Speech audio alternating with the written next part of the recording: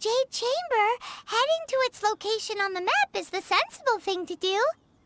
Let's look around. There has to be a way up there nearby.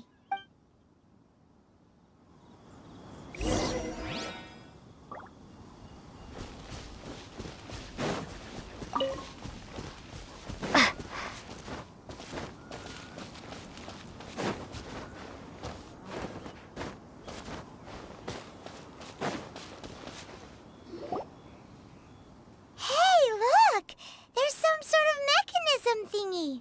Since this is the right place, it must have something to do with the Jade Chamber. Yes, this must be the way.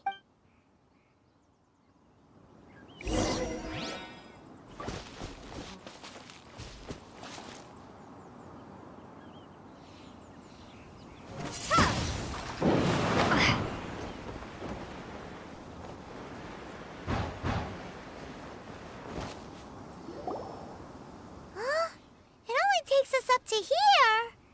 Aw, if that wind current was stronger, we'd be able to reach the top in one go. Huh? Why? Or... Oh, Paimon gets it! If it was a secret, Ganyu wouldn't have let us try to find it ourselves, right? Alright, let's follow your plan. Then we can... Oh, hang on a moment. Look down there. Looks like we've gotten close to the Guizhong Ballista. Paimon has a new idea. Why don't we shoot you up to the Jade Chamber using the ballista?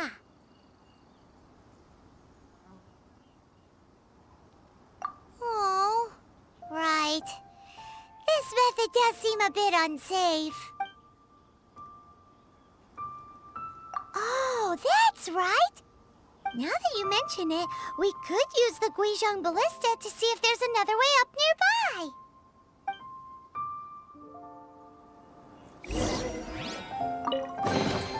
I'll keep this close.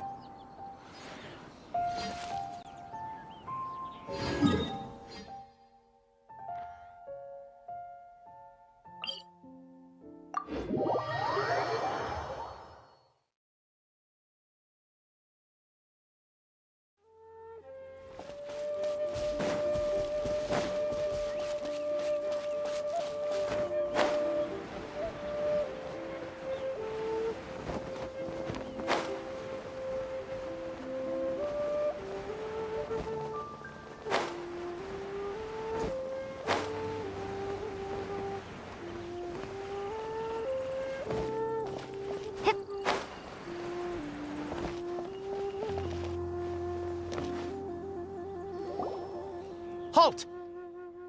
Who trespasses on these hallowed grounds?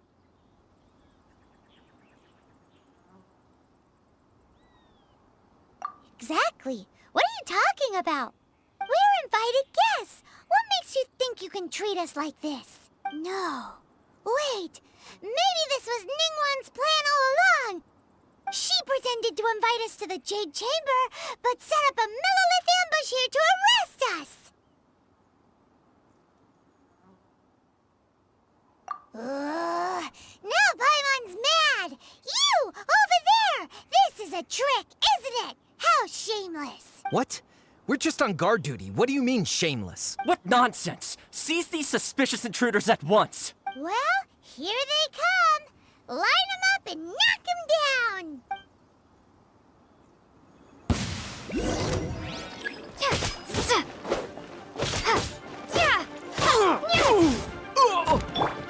Dodge this!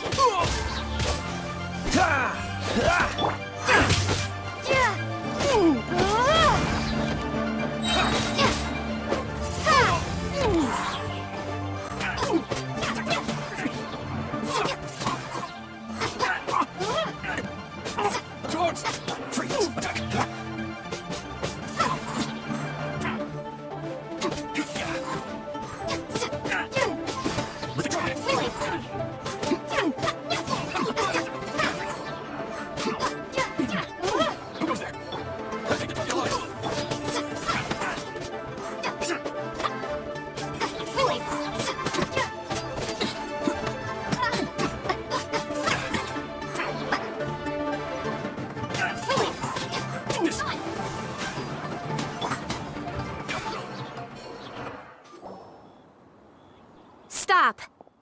What's all this about? Lady Kuching, these two strange people suddenly appeared. They seem to have designs on the Guizhong Ballista. Who are you calling strange? You want to go to the Jade Chamber? Who are you? We're invited guests here to look for the Liyue Qixing. Who are you? Well, as it happens, I am one of the Liyue Qixing. Oh, I'm Kuching, the Yuheng of the Qixing. I know of you, traveler. You're Ningguang's guests, yes? Didn't expect to meet you here in the mountains. wow. Paimon didn't think we'd meet some super rich big shot out here in the middle of nowhere either. The Guizhong Ballista in Tianheng Pass has long been in disrepair, and yet it was fixed in a single night. I came here to investigate that occurrence. These Millilith are just here to guard the scene, not to arrest anyone.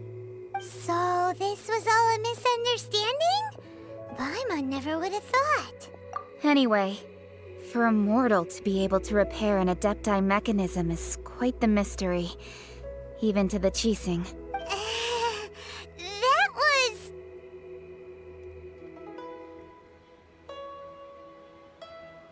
Huh? Oh, right. So, Lady Yuheng, might you have any idea why Lady Tianquan invited us to go to the Jade Chamber? Just call me Kuching.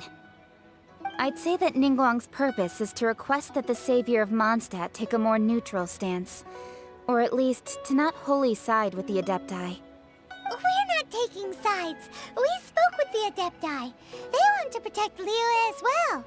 When you say protect, you're referring to their sanctimonious arrogance, aren't you? Huh? You are mortals, and thus under their protection. There was no way they would have regarded you as someone with the ability to assassinate a god. Naturally, they would also regard Ningguang's locking down the area, questioning the citizenry, and pursuit of the assassin to be pointless work. Perhaps they even wonder if there might be a cover-up. I'll say it like it is. They're underestimating us. Well, you've got a point there. Still, this is the first time Paimon's seen a person from Liyue who doesn't respect the gods or the Adepti. Should I respect the shallow sense of time and condescension to mortals that has caused them to delay in moving against us, Qixing? Forget it. I shouldn't speak of them this way. This skepticism is mine alone, and Ningguang does not share it. Either way, I will admit that the actions of the Adepti this time were quite restrained. Rex Lapis's death is indeed an extraordinary circumstance. But to think that they would call for a council of Adepti rather than come down here direct, how surprisingly civilized of them.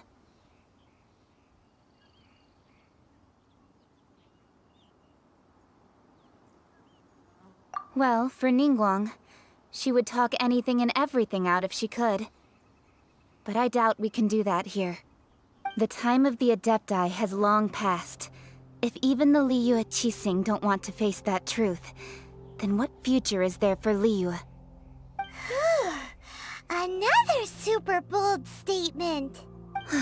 I'll stop here. Honestly, I hadn't intended to say so much. But you're a good listener, traveler. You should both be off to the Jade Chamber. Don't be late now. Ningguang's schedule is packed to the gills all the way till next year. The cream of Liyue's mercantile crop all see ascending to the Jade Chamber as the greatest honor. Each brings rich gifts as they visit, all to curry a little favor with Ningguang. Favor? But... Wait, that's right! Greeting gifts are a staple of Liyue's culture. We need to get one.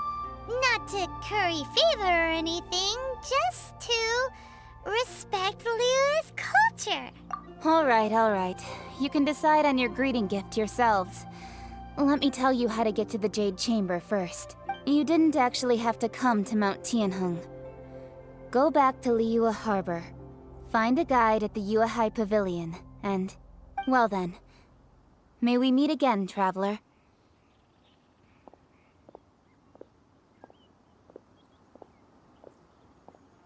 Well, That Yu-Hung may not respect the gods, but Paimon thinks she's a pretty cool person.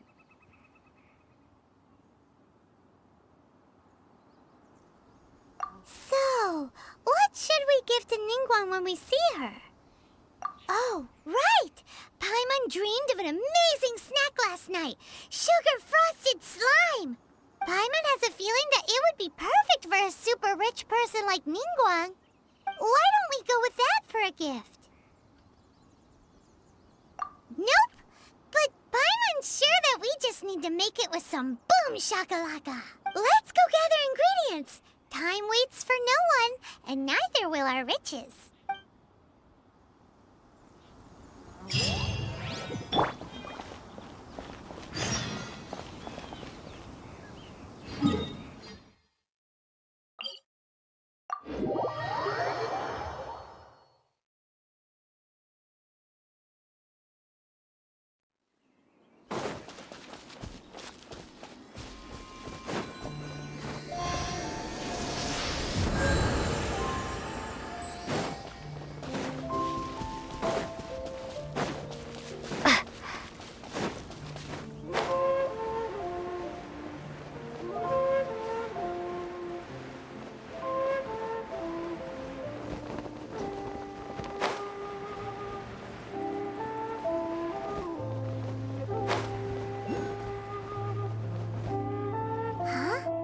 Is it just Paimon?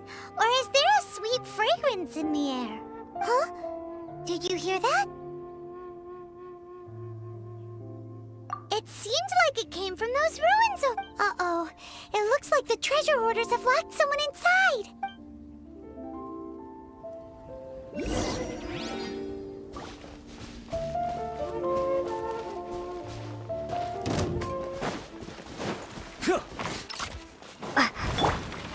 Freeze!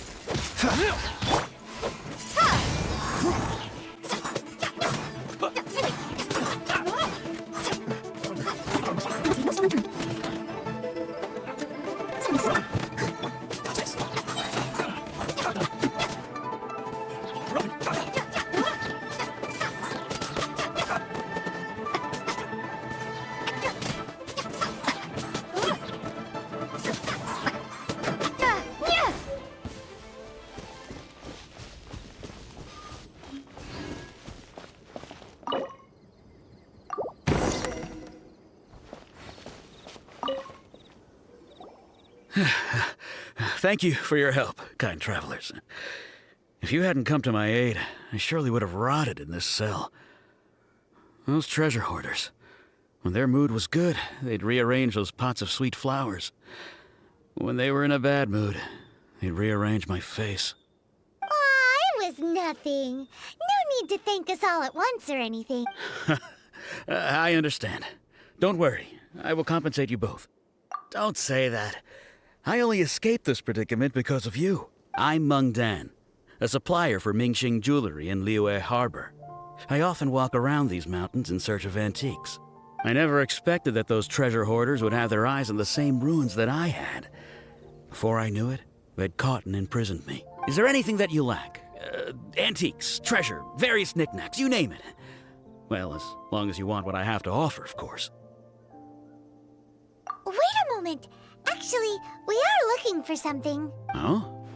And what might that be? Do you have a box that can store presents? We'd like a pretty one. The kind that you can use to store snacks.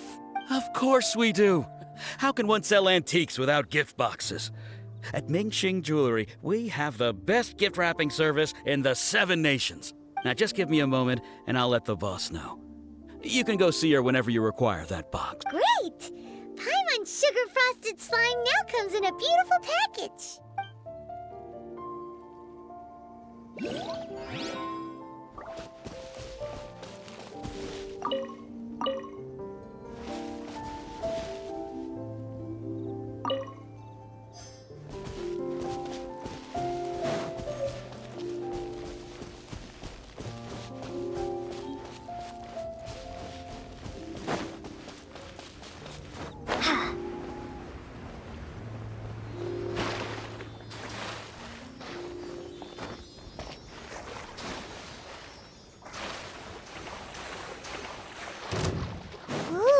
at that slime! It looks crystal clear! And very delicious. That's the one!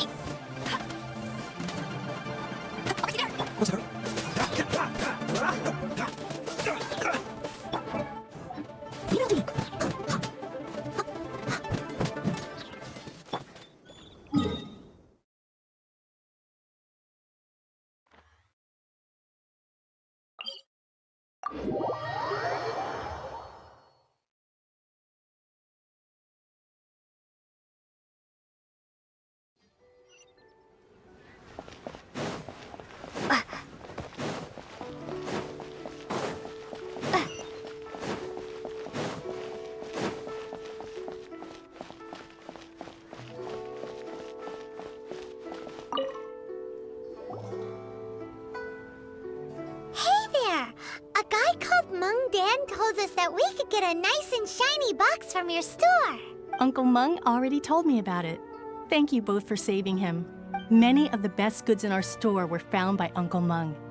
If anything were to happen to him, it would be impossible for us to continue doing business. Here, this container is itself an antique, with at least 140 years of history. It's already been cleaned. Will it do? Yep. It's great! Hang on a moment. Could we borrow one other thing? Sure. Please help yourselves. As long as it's on our shelves. Traveler, this clay pot looks really awesome. If we use an antique as our mixing bowl, we should be able to make a great snack. It's done! The one and only sugar-frosted slime! Carefully now. Into the box it goes and dust it over with a bit more powdered sugar. Oh, yes. You might want to use these 2 freshly picked flowers as decorations, too. Woohoo! It looks beautiful! Great! Now that we've put all that we've got into this box, let's go to the Jade Chamber to see Ningguang.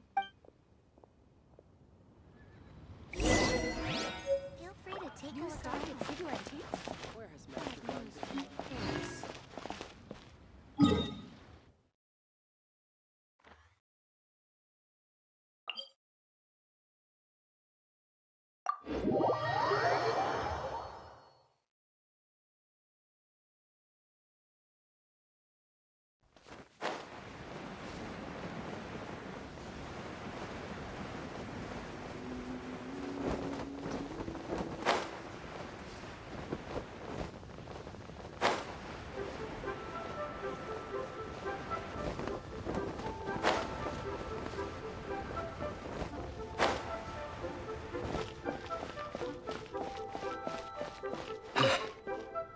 Though the clouds According may to darken. Kuching, this is what we should say. Excuse me, do you sell the moon here?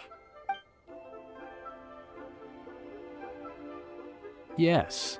How many would you like? It's not convenient to speak of numbers here. Ah, well said. Please, use this to ascend to the chamber. Yes, speaking of which, are you two the guests that Lady Ningguang has arranged to meet with today? Yep. And yet the code they used was not the one for guests, but for the Yuheng. What's going on here?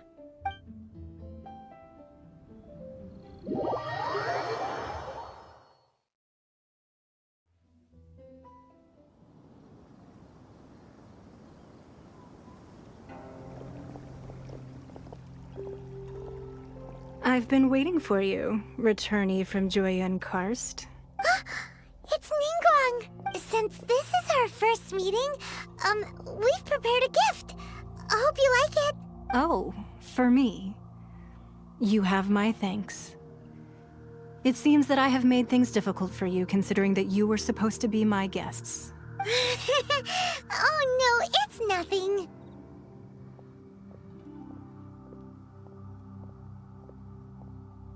This palace floats in the skies, higher than the peak of any mountain.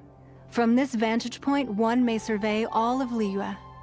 I have been gathering the funds necessary to build it from the time I began learning the merchant's craft.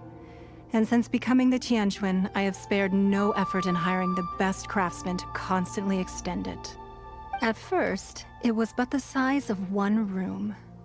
Now, it is large enough to blot out the moon in the skies above Liyue. One day, I believe it will overshadow all 7 nations. Not many from outside Liyue earn the right to ascend to the Jade Chamber. But I have been in correspondence with the acting Grand Master of the Knights of Favonius, who spoke highly of you. As such, I have been putting eyes and ears out ever since you reached Liyue. What? And I finally got wind of your movements when you were on the way to Wangshu Inn. Wait! Was Vergoldet one of your people? Just Vergoldet? No. Everyone at Wangshu Inn is one of ours. At the Guizhang Ballista, yes? You weren't peeking on us from the skies the whole time, were you? I fear that peeking would have been a little difficult from this altitude. Our eyes and ears are more than sufficient. You two are very interesting people, after all. It would be natural to take an interest. Well, I wouldn't expect you to trust us, considering that you have had far more interactions with the Adepti. The reason I invited you here was to clear up some misunderstandings.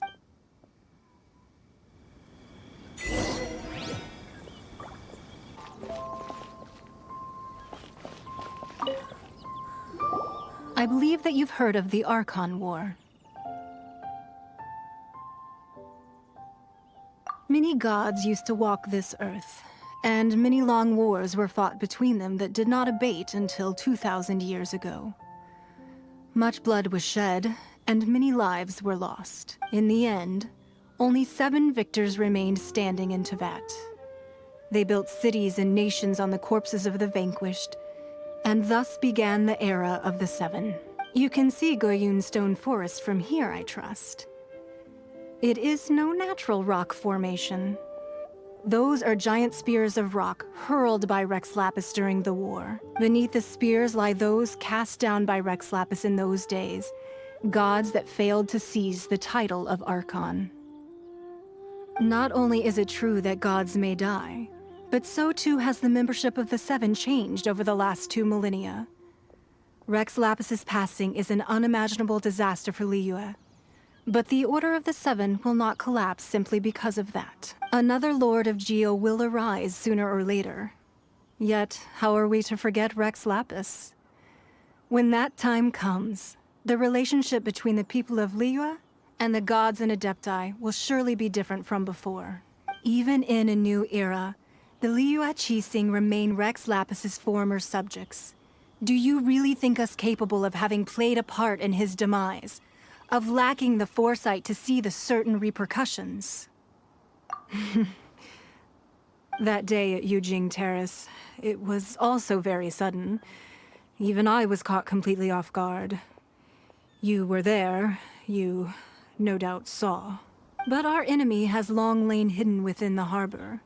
If we do not act against them now, they will surely gain the upper hand. Hiding the Exuvio was a necessary maneuver to take the initiative back, to play the spider while our foes scurry about. Who's this enemy you're talking about? What do you think, traveler?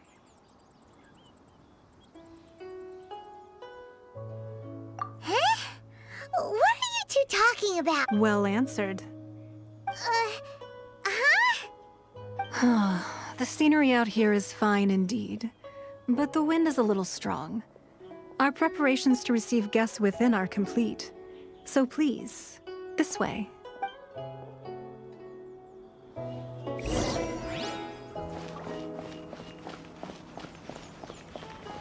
I need a more physically demanding job.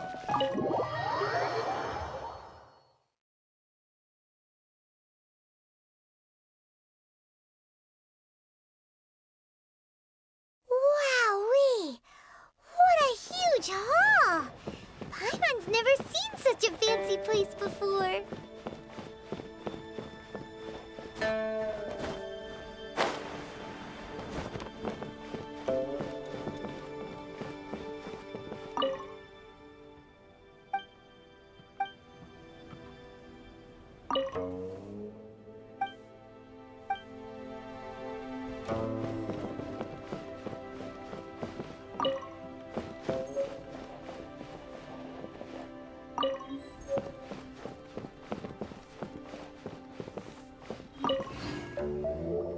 Be at ease, you two. Make yourselves at home if you wish. Can we really? I have invited you two here as friends. And when friends come over to play, our enjoyment comes first. Naturally. Ooh, isn't this that legendary wall? Why, you've kept your ear to the ground, I see. That's because even the storytellers are talking about it. Everyone's after a piece of paper from that wall. It's super famous. That's because that wall records Liyue's secrets. Merchants have always been attracted to secrets. But the secrets of the mercantile world are of no interest to you, are they, traveler? You're rather special, really, and I think you're quite aware of that. If possible, I'd like to have your trust. But if you were to choose the more trustworthy person between myself and Kuching...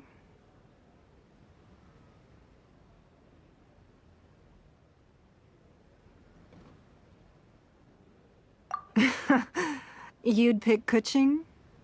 Nah, I had a feeling. I originally thought her a bit too hard-headed. With someone of her character on the Qixing, I've had some extra messes to clean up behind the scenes. But after she said those words, the time of the Adepti has long passed. If even the Liyue Qixing don't want to face that truth, then what future is there for Liyue? Well, I must say that quite a few of my doubts have been dispelled. I won't deny that Rex Lapis's passing seems advantageous to us. But, for Liyue's sake, we cannot allow ourselves to be shackled by rumors of our usurpation of power. Indeed. It seems that you understood what I meant to say from the very beginning. I called for the gag order and for the Exuvia to be hidden to temporarily stabilize the situation, and also to prevent something similar to the incident in Mondstadt. With Rex Lapis's death, the Fatui have busied themselves with many clandestine actions beyond their diplomatic remit. As the Tianquan, one responsible for Liyue, I cannot be too concerned with appearances when opposing them. Allowing the rite of parting to take place was also meant to buy some time for us to take control of Liyue's administration.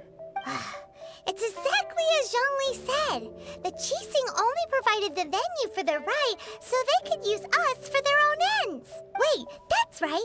Speaking of ends, could I say one other thing? Of course.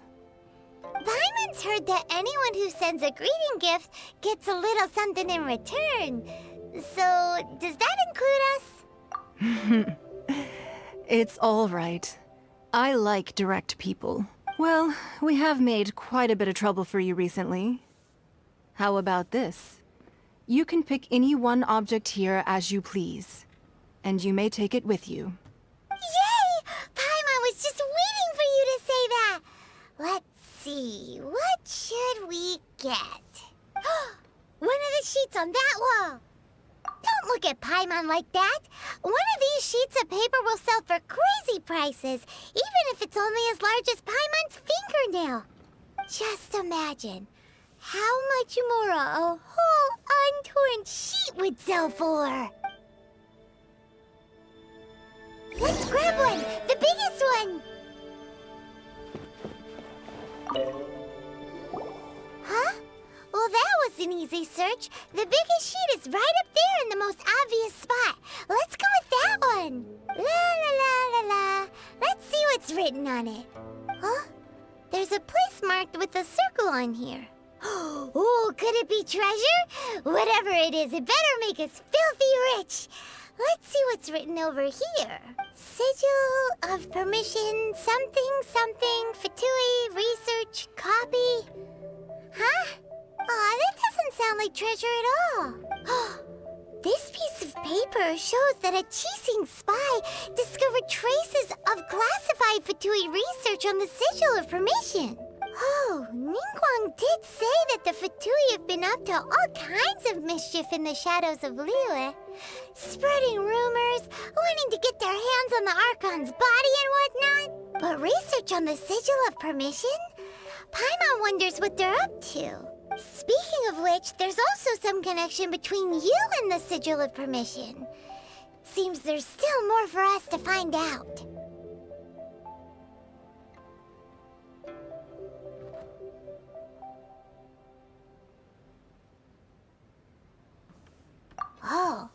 You really think so?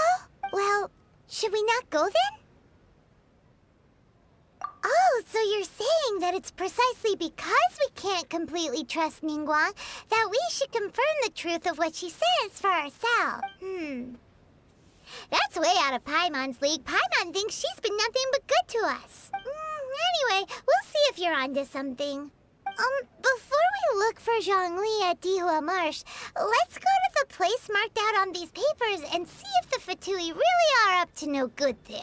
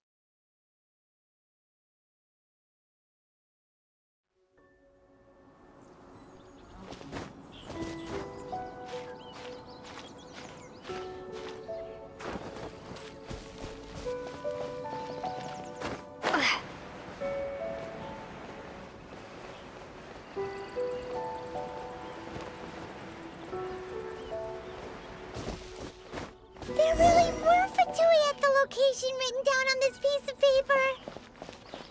And, they look really mad at us, too.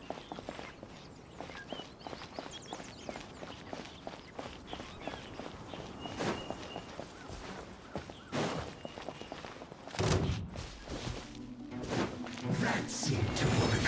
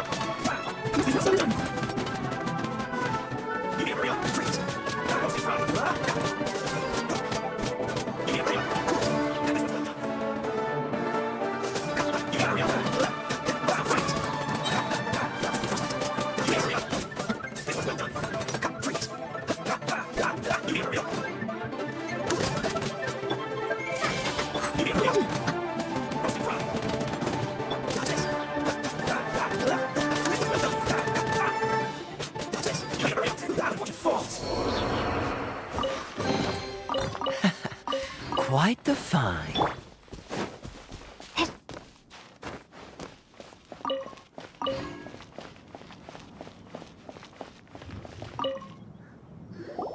There are so many talismans here. And some stacks of blank paper, too. What are they for? Paimon's seen this pattern before. But where?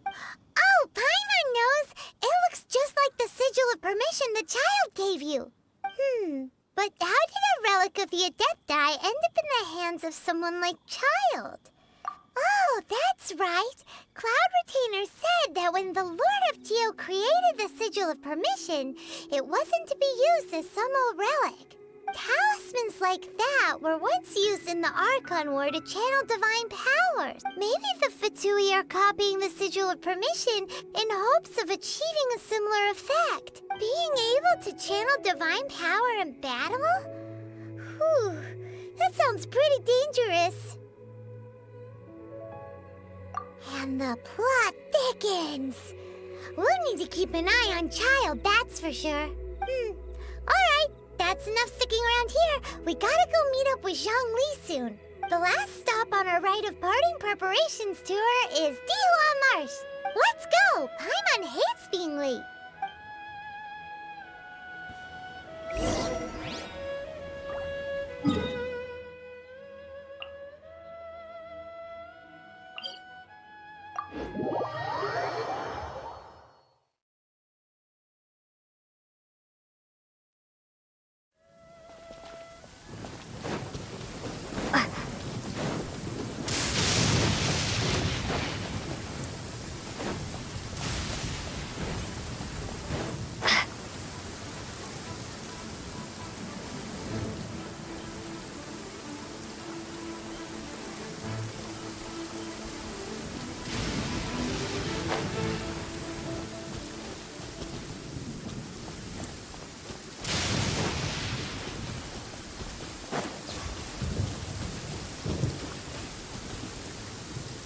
Right on time.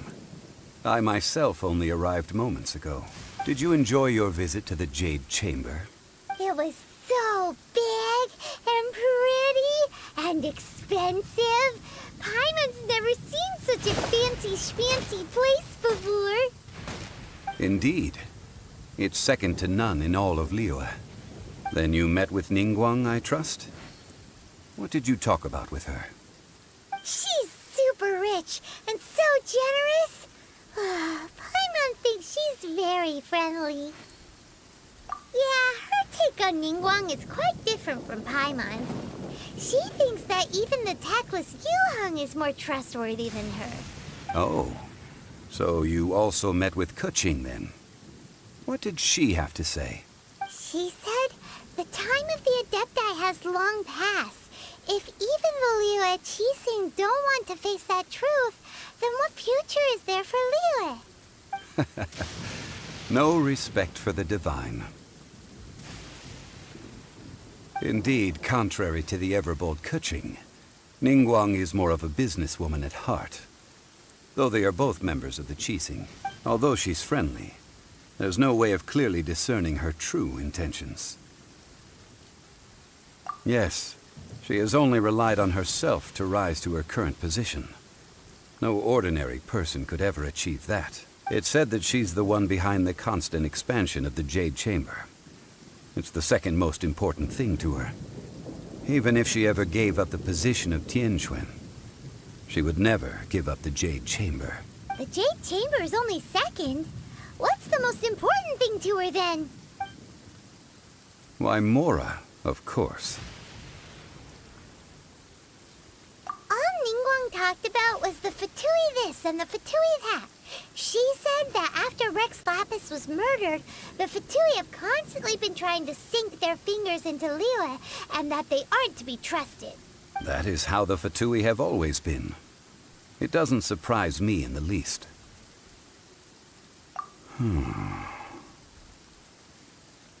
No matter what they may be planning, you must be careful when dealing with the Fatui. Always be on your guard. So, is there anything we need to get for the rite of parting in Dihua Marsh? Yes, as a matter of fact, there is. Today, we'll be gathering wild glaze lilies. Glaze lilies? But why did we come all the way out here? Doesn't the garden in Yujing Terrace have some? Even Qingse Village has glaze lilies. Oh, right! Paimon remembers that Madame Ping is always tending to flowers. Maybe we could ask her. No. Those lilies have all been gardened by people. They won't do it all. Dihua Marsh used to be full of glaze lilies. It is a sort of joyful flower that listens to human song. Before the Archon War, Dihua Marsh was all dry land and fertile soil. But the war caused landslides, and the land was flooded, turning it into the marsh you see now.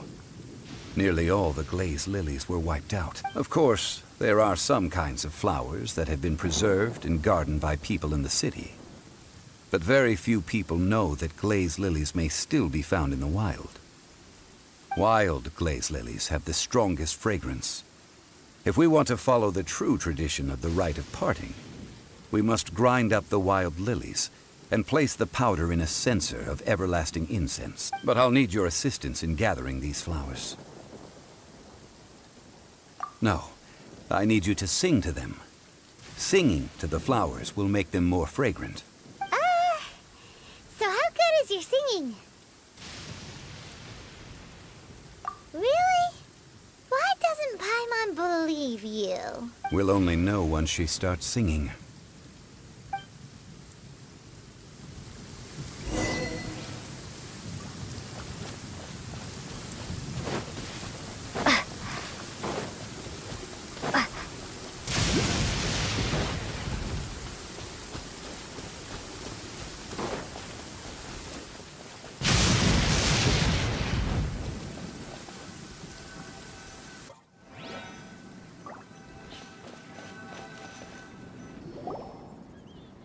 It's time to sing whenever you're ready. Da da da da da da da da da da da. What happened? These flowers are jumping. They look really angry. Is it because you sang a song for Mondstadt that they don't understand here in Liyue?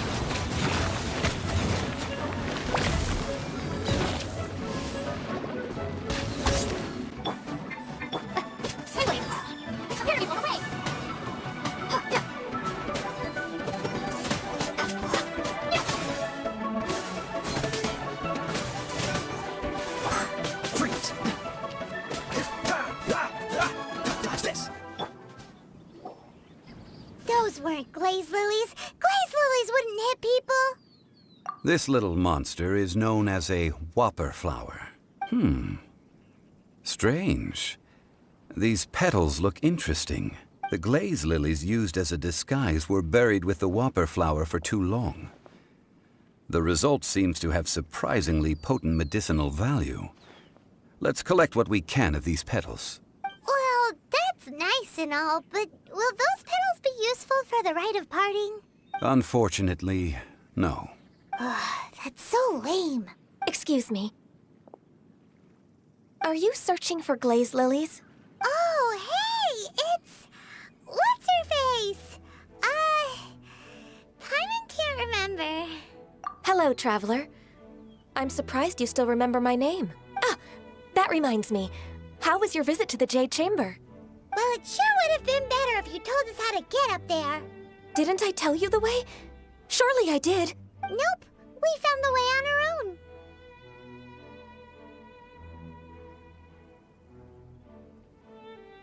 Oh, I see. Uh-oh. I guess I really did forget to tell them. Something seems a little off about Ganyu. She's acting different from the first time we met. Where's her serious attitude now? Ah, well, I met you at that time as an emissary of the Tianquan. But now, I am simply out on a stroll to see the flowers. You came all the way out here to see the flowers?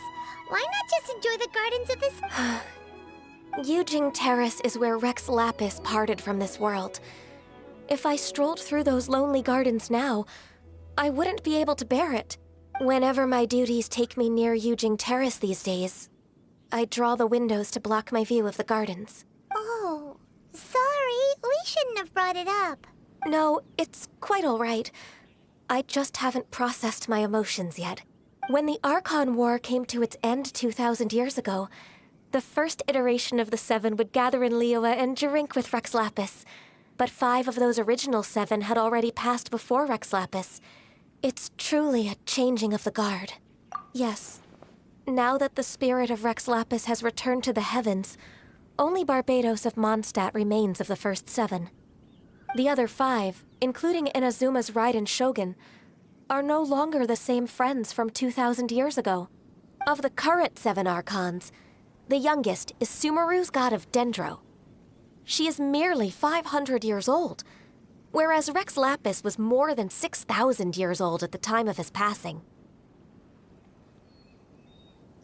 This means that Liyue had been under Rex Lapis's rule from the moment it was first founded 3,700 years ago.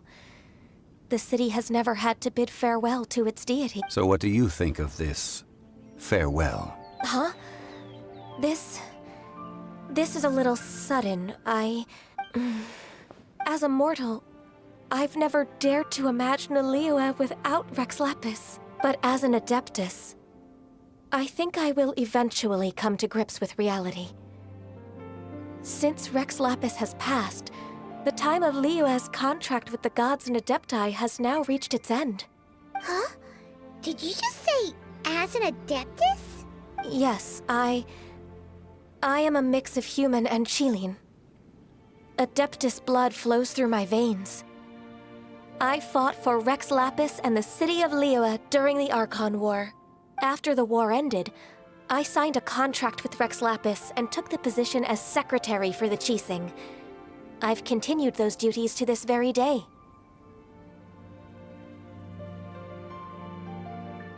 Well, let's save that conversation for another day. You say that you are here looking for glaze lilies? I also know where wild glaze lilies can be found. See, I've just picked one myself. Here, you may have it if you wish. We dare not refuse it. Oh, so did you sing a song before you picked the lily? Indeed, I did. I know this tradition well. In fact, I sang a local Liyue ballad to it. Wow, so you really know your stuff, too. Thanks, Gunyu. No, it is you who I should be thanking. If not for this chance meeting, I never thought that I would be able to contribute to the upcoming farewell for our ancient lord. If you would excuse me, I should return to my work now. Good luck. And that just about does it. Our preparations for the rite of parting are mostly finished. Given the ease of picking glaze lilies, I think this was a fitting end to our tasks, in more ways than one. Yeah, Paimon can already imagine him starting a business in Liyue. I've had enough ventures in my life already. Beginning a new undertaking is always difficult at first, and requires no small amount of effort. And once business is at full steam, the stress of it all only wears away at you over time. So you must be careful to take the time to step back and re-examine yourself. If left unchecked, the wear and tear on your heart may go well past mending. Wow. See? Zhongli sounds like he's already seen it all.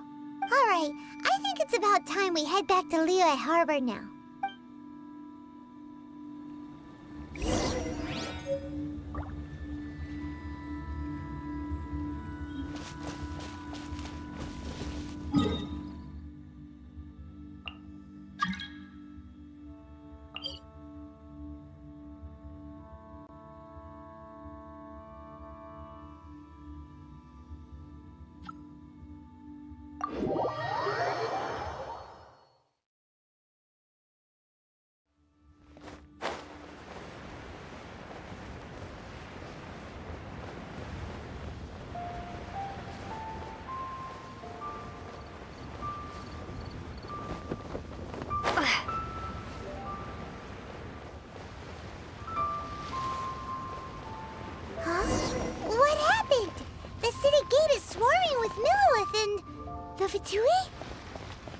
This atmosphere is highly abnormal.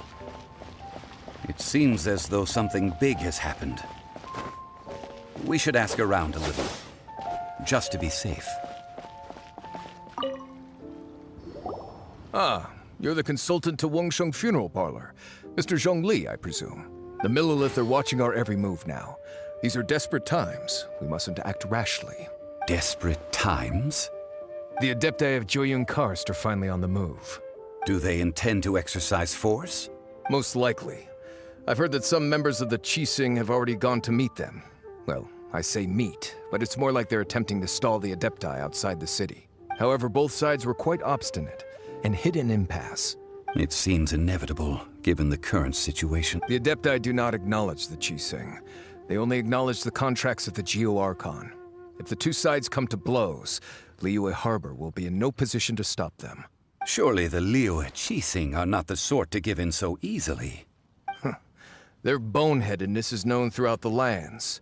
Yet it's because of that obstinacy that mortals and Adepti are now on the verge of conflict. And what now? How is it that the Fatui have come under fire? That's all Ningguang's doing. She proclaimed that in these tumultuous times, the Millelith must rein in the actions of the Fatui. Only now do they want to start keeping tabs on us? That's the Qixing for you. Anyway, Mr. Zhongli, you're one of Child's close associates. Please understand that your actions will reflect on us. Don't let anyone catch you off guard. It looks like things are about to boil over in Liyue Harbor.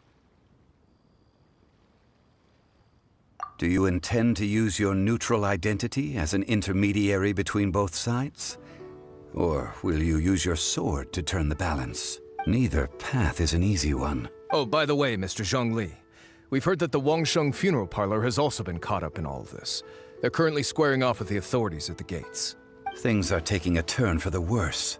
I'm afraid I must leave now to handle things back at Wangsheng Funeral Parlor. I hope that Master Hu has been able to keep things under control for the moment. Consider your next course of action carefully, Traveler. If you're trying to prevent an explosion, it may be wisest to look for the fuse first. Having connections with the Fatui seems to be quite the double-edged sword. So what does Zhongli mean by looking for the fuse? Oh, Paimon gets it. If there's anyone that wants to see the whole city turned upside down, it's definitely him. He must be waiting for the moment when no one is watching to do something really bad. But where could we find him now? Where would he go at a time like this?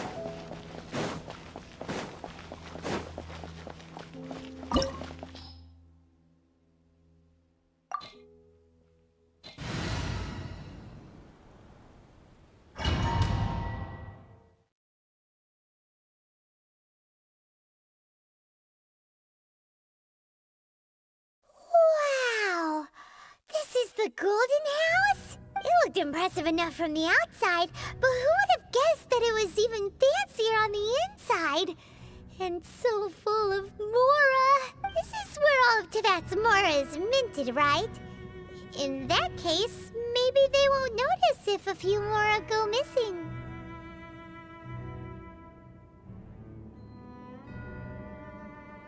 Oh, so it's a trap! Tricky, tricky.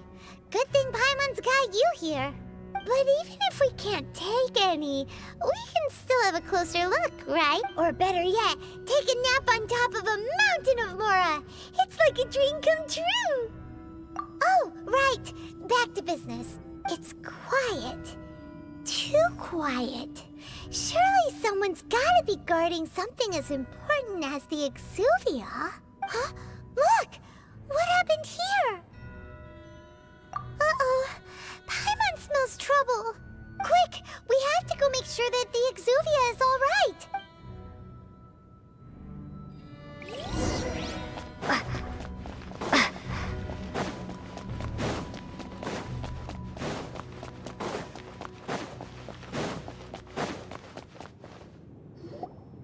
You've already fulfilled your task as guides, so why do you still linger here? Haven't you already seen enough trouble for today? Huh? Who's there? If you were Fatui, I imagine that you would be entitled to a generous reward from the Tsaritsa herself. But now, you're nothing but dross, and you're in my way. Where should I start? Well, I've never been one to beat around the bush, you know. But who could have possibly guessed that the god of Geo would mysteriously perish the very moment I arrived in Liyue, and that the Exuvia would subsequently be hidden away? If it weren't for that lovely little rite of parting ceremony you put together, it would have taken me a whole lot longer to get the information I needed. Stopping the Mora Mints, hiding away the Exuvia. The Qixing are really pulling out all the stops this time. So you've been planning to take the Gnosis from inside the Exuvia all along? As one of the 11 Fatui Harbingers, it's my duty to see the will of the Tsaritsa fulfilled. She will get that which she desires. I'm not asking for your blessing, and there's nothing you can do to stop me anyway. The time for discussion and diplomacy has already passed. I mean, if it were up to me, I would have skipped that stage to begin with. But I'm willing to do as the Tsaritsa deems fit. Either way, we now come to my favorite part. A simple pleasure, and one that I am oh so delighted to be sharing with you. The battle. Battle? So you're the type that goes looking for trouble, huh? You could say that. When Signora offended the deities outside the cathedral in Mondstadt, she swiftly left the scene once her mission was accomplished. Instead of confronting you directly, she chose to rely on the snow and ice to make her escape. She wouldn't want the knights to come running towards the sound of battle now, would she? When she faces a worthy opponent, she will prioritize her mission, weigh the outcomes, and consider the consequences of her actions. But as for me, the greatest pleasure of being a Harbinger lies in crossing blades with strong opponents. We won't let what happened in Mondstadt ever happen again! Oh, so you intend to fight me? Good. I won't kill you, Traveler. I'll just play along, to feel the thrill of battle. Besides, you could never defeat me, not even in your wildest dreams. But hey, try to relish the fight anyway, because if you ask me, without that, what else is there? Fighting talk, I love it! Now let's see you live up to it. This chance is hard to come by.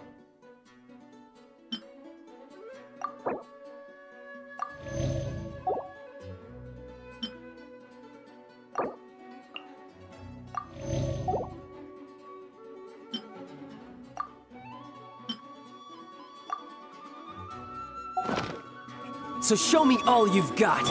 So very few ever get the chance to square off with a Fatui Harbinger. So come now, amuse me, and don't you dare disappoint.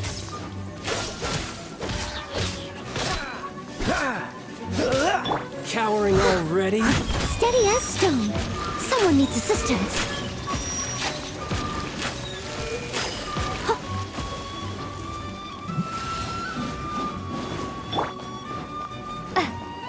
Poor time.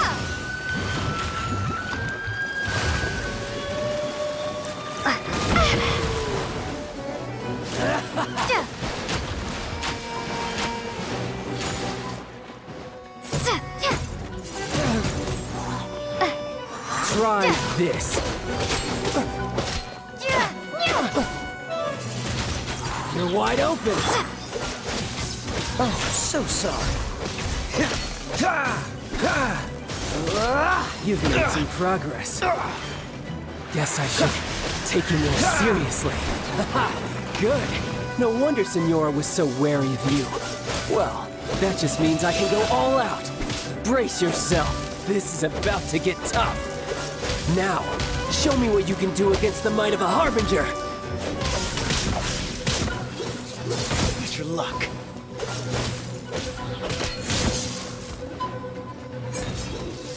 Right. All you do is run to push your luck. Freeze.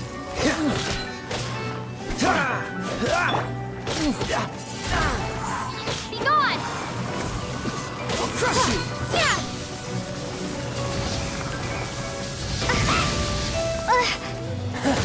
You've got some skills.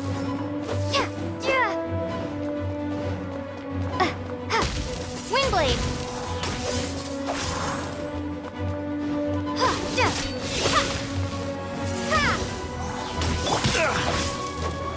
Dodge this!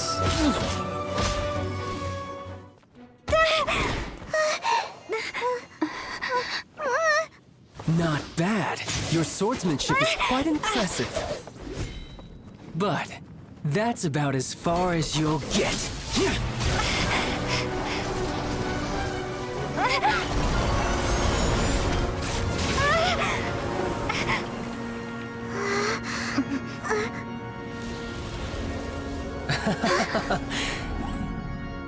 Didn't think you had that card hidden up your sleeve.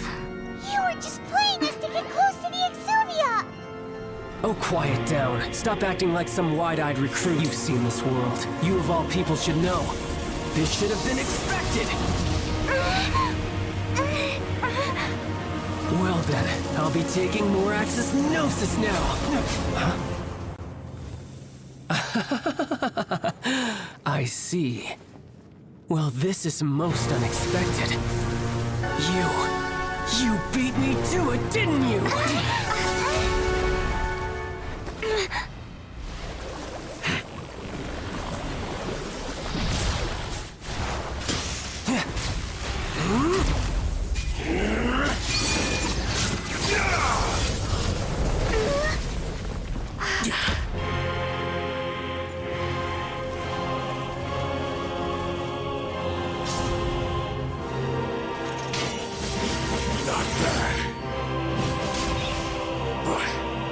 This is going to cost you!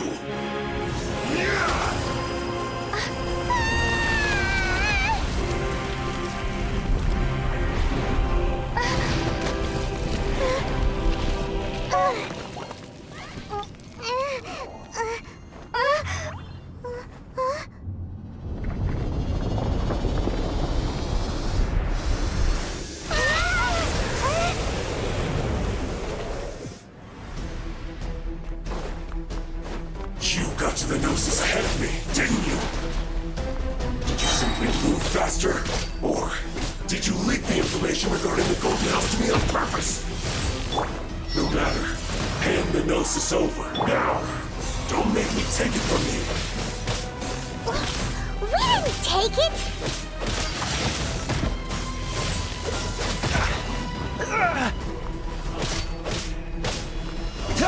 Don't push your luck. Freeze!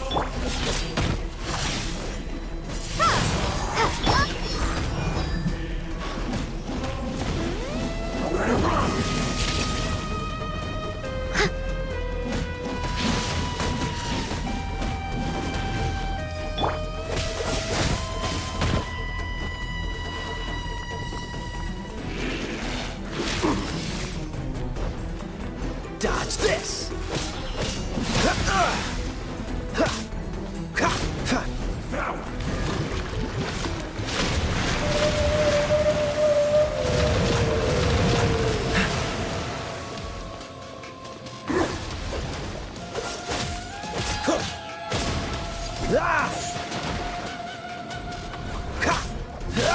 Freeze!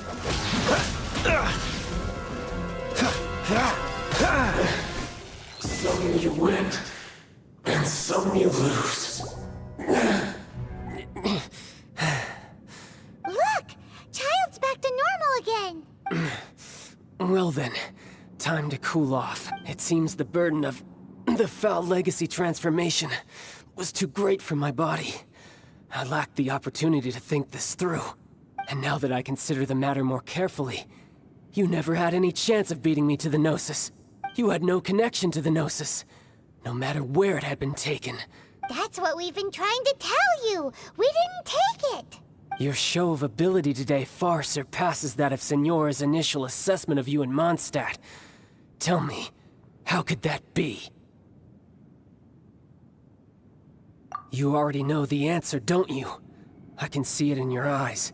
But if that is a secret you wish to keep, I guess I'll just have to curb my curiosity. This battle has already left me satisfied. Anyone who strives as I do to grow stronger shall be called a friend.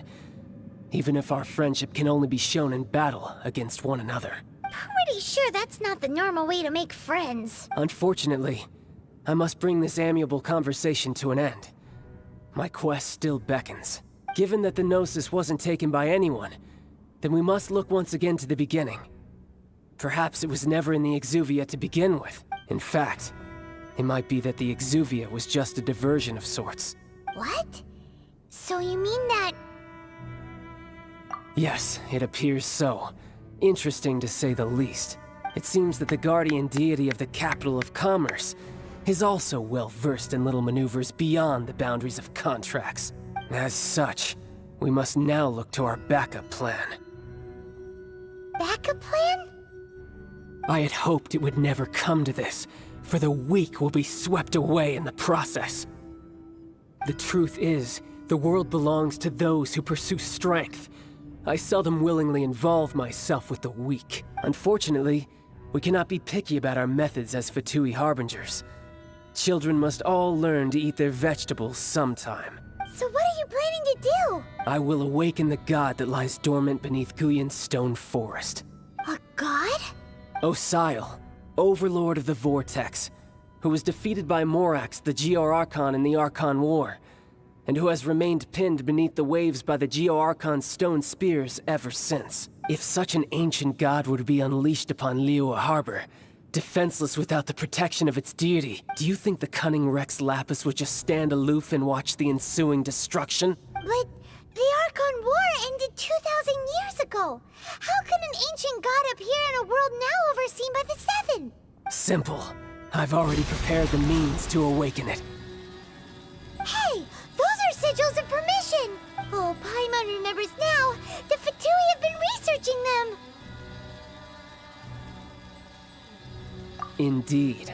The one that was given to you was just a byproduct of our research. With the power of so many sigils of permission concentrated in one place, along with that which was bestowed upon me as a harbinger by our Tsaritsa, breaking the subduing might of the Geo-Archon spears for a time should be no obstacle. Using the powers of ancient gods in such a situation fails to interest me, and is largely against my principles. But knowing that such an action will not only force the Geo-Archon to show its hand, but you as well, that makes matters a little more intriguing.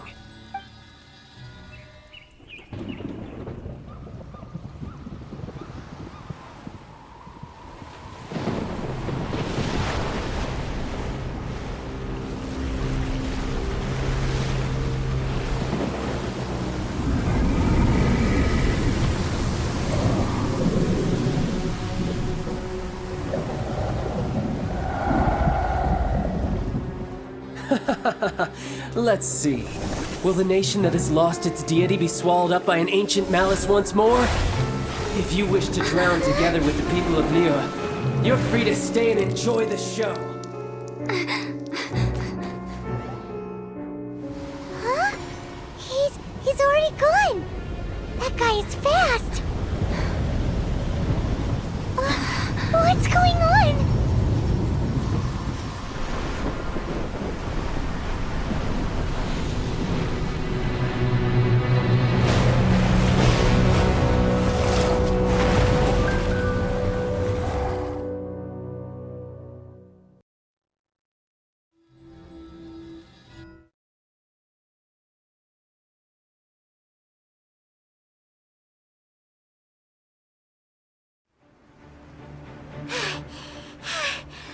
Everyone's exhausted.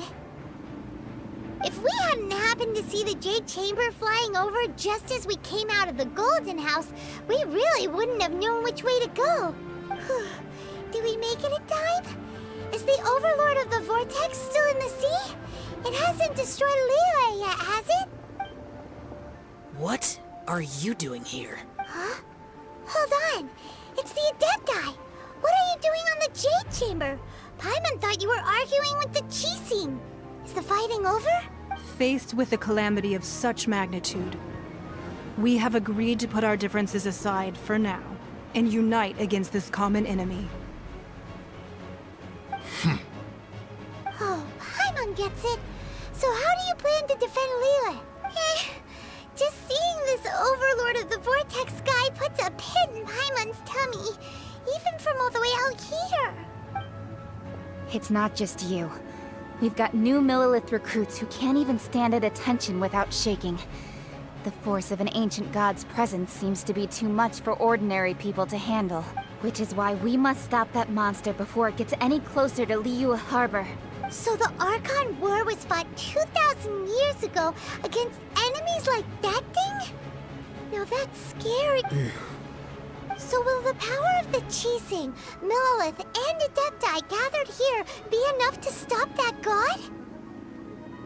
We've already discussed this together, and our conclusion is... not necessarily. What? But all of you were supposed to be the guardians of Liyue. Can't you think of something? One certainly could. Huh? The Qixing did once research the matter of the Guizhong Ballista when it piqued their fancy. And as fate would have it, one who did craft the Guizhong Ballista with one's own hands is here. For what could you mortals ever learn of Adepti mechanisms? Yet, it would take one, but a little tinkering to turn this ballista into an engine of war beyond your wildest thoughts. I suppose this is one blessing from the Adepti that we should be thankful for. So be it. We shall use the upgraded Guizhong Ballista to fight off that god. All the Adepti here can lend their strength to man it. We haven't a moment to spare. Our battle begins now. Yep.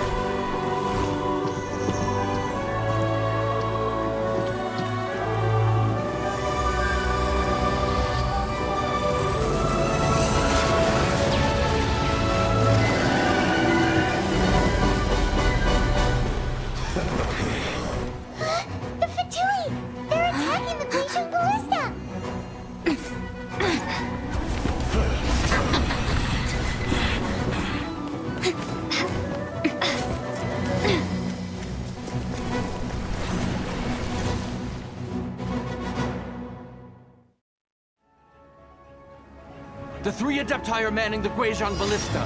Do not let the Fatui disturb their work! All able Millilith, with me! Let's go help too! We Adepti have not faced a god in several millennia. Let one see what you're made of then. What strength remains within you, one wishes to witness.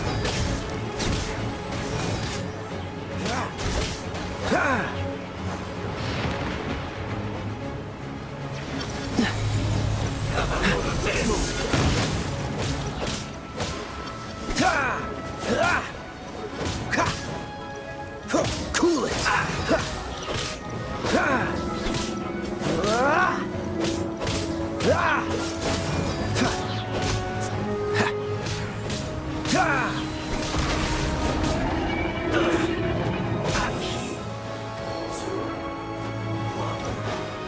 What's the hurry? Freeze! Don't get frostbite. Don't be a killjoy! We've only just begun!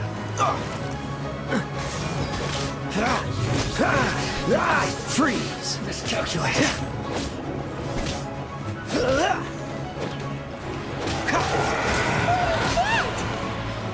That is Osial's divine power. I am very familiar with it. Be careful not to get hit.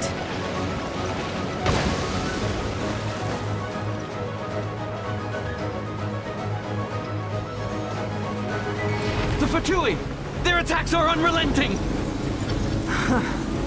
How daring. Snezhnai's diplomats will answer for this afterward. Every last one.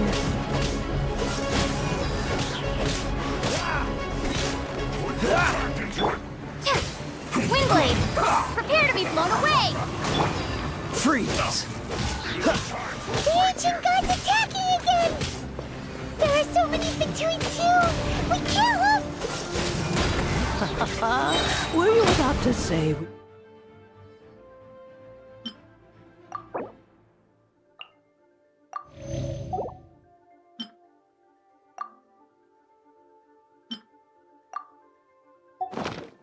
We can't hold them, children?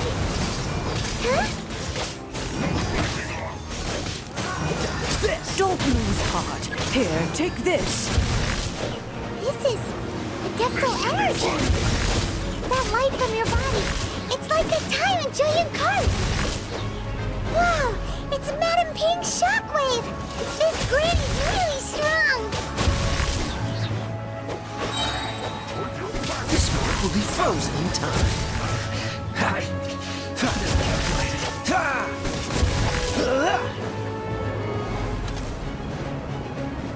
Let's end this quick. Dodge this!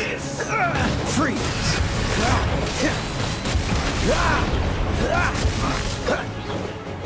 Dodge this!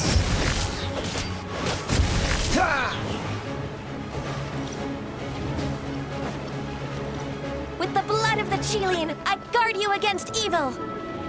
Cast your fear of injury by the wayside, and fight with all your might! I too did this during the Archon War! So this is what Ganyu's like in a fight! My name means swiftness. Take my power and run as I do. We're going too fast!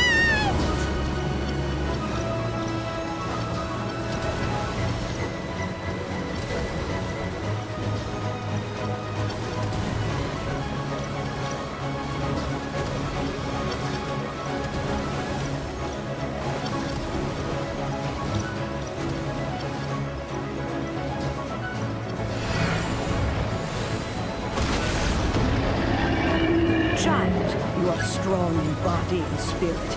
Perhaps you can withstand 3 forms of adeptal energy at once. This will hurt a little. Please bear with us. Once you've adapted, try to use them in battle.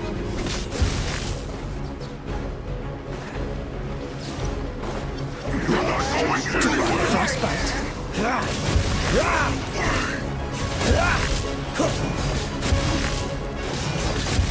Dodge this!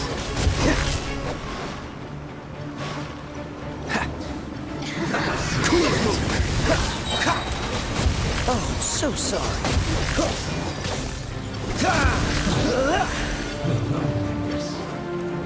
Freeze! Look at me. Just exercise caution. I fear that the god's power has reached its peak. In other words, if we hold here, there's nothing worse to come, right?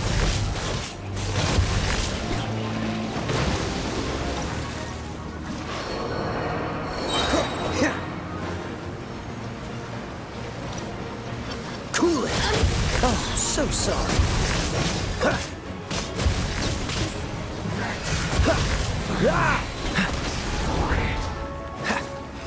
Dodge this!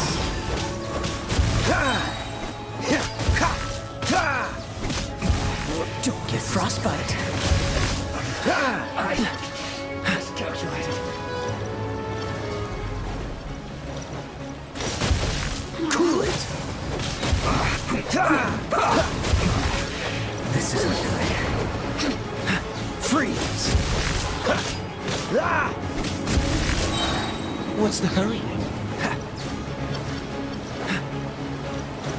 This one will be frozen. The Fatui's numbers are thinning! Fight on, comrades! Once we finish this lot off, the Adepti will be able to deal with the god in peace.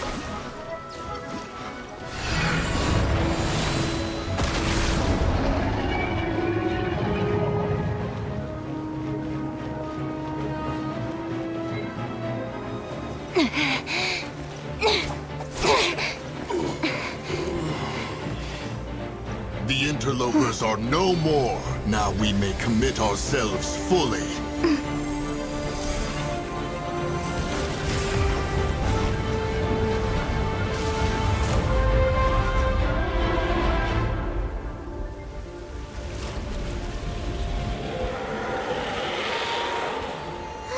It's working! We just need to keep this up!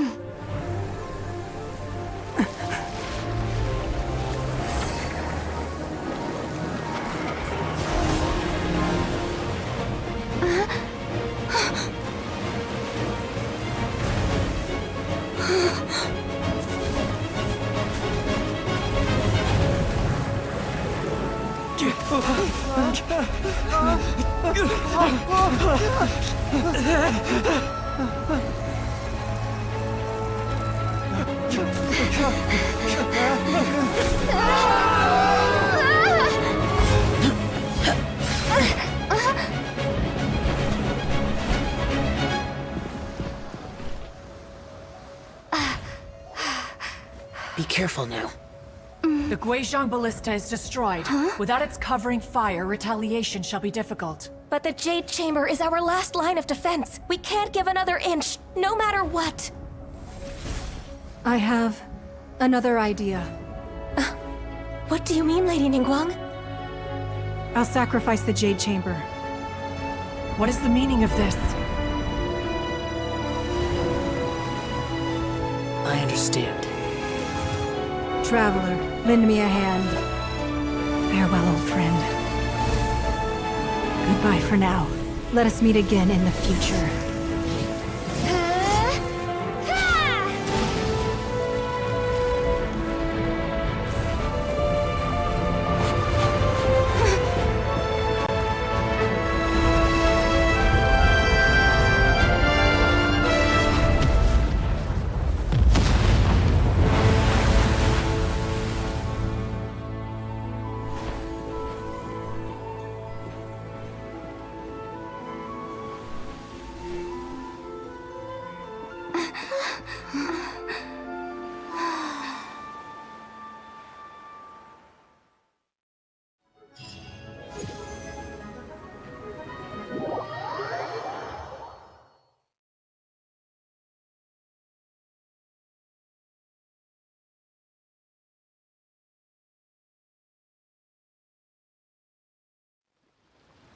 Is it finally over? The ominous aura of that monster has indeed begun to fade. The effects of the Sigil of Permission last but a short time. It will be some time before the Overlord of the Vortex can make any waves again. We are indebted to you for your assistance. If the Adepti hadn't happened to be here, the future of Liyue Harbor would surely have been in great jeopardy. Save your flattery. We didn't just happen to be here. Surely you won't pretend to have forgotten the reason for which we came. Come now. There's no need for such harsh words, Cloud Retainer. I've heard that when Ningguang began learning to do business, she had already started setting aside part of her then limited income in preparation for building the Jade Chamber. At first, it was only the size of a small room, but with continued expansion, it has become the palace that lies before you now.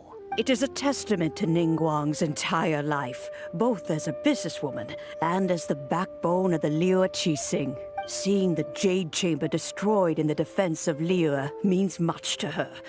To me, such cooperation and sacrifice deserves at least some recognition, don't you agree? Well, I was really hoping you would say that such sacrifice could at least be used as some leverage in our negotiations. Thank you all for hearing me out. We know very well why the Adepti came here today. But please forgive us. We cannot yield to your wishes. Oh? 3,700 years. According to our records, the Adepti signed a contract with Rex Lapis to protect Liyue 3,700 years ago. Even to this very day, Liyue and its lands have stood the test of time, immovable as stone, just as it was thousands of years before. This is truly no small feat. But that does not mean that the Liyue of today is the same city as it was all those years ago. Do not merely cast your protective gaze upon the land. Instead, focus your sights on our city and each of the citizens that dwell within it. Are you questioning our means of protecting Liyue? I mean no offense. I simply hope that our Adepti forebears would see Liyue in a new light. Forebears, you say? One doubts you would be fit to be part of such a lineage. This morning, Rex Lapis appeared to me in a dream. What? In the dream, I yearned to tell him that we Qixing, though mortal, are equally bound to the contract. Each passing generation of the Qixing leaves many things of value to be inherited by the next generation. I also thought to tell him how the past generations of Qixing had strove under his rule to survive in our mortal world, establishing a network of contracts which has since come to be known as trade. But I dared not speak. I could only gaze at him in silence until the moment I awoke. Oh, Ningguang. Yet another perspective. What are you trying to say, Outlander?